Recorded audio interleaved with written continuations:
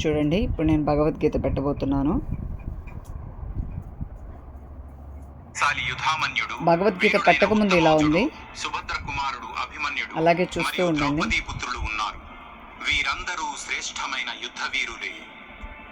ఓ బ్రాహ్మణోత్తమ, మన పక్షంలో ఉన్న ప్రధాన యోధుల గురించి కూడా వినుము.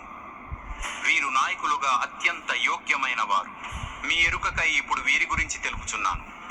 మీరును, భీష్ముడు, కర్ణుడు, కృపాచార్యుడు, అశ్వత్థామ, వికర్ణుడు మరియు భూరిశ్రవుడు వీరందరూ రోజుకి 2-3 సార్లన్నా సింబా భగవద్గీత ఇంకా చాలా మంది వీరయోధులు కూడా నా కోసం పెట్టంగానే సిద్ధంగా ఉన్నారు.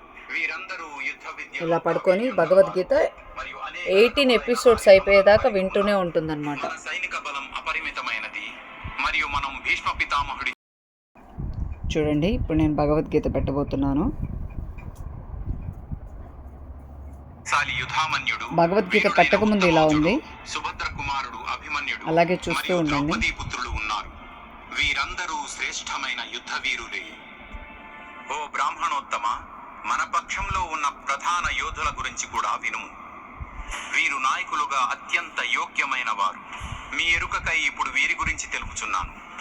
మీరును, భీష్ముడు, కర్ణుడు, కృపాచార్యుడు, అశ్వత్థామ, వికర్ణుడు మరియు భూరిశ్రవుడు వీరందరూ రోజుకి 2-3 సార్లన్నా సింబా భగవద్గీత ఇంకా చాలా మంది వీరయోధులు కూడా నా కోసం పెట్టంగానే సిద్ధంగా ఉన్నారు.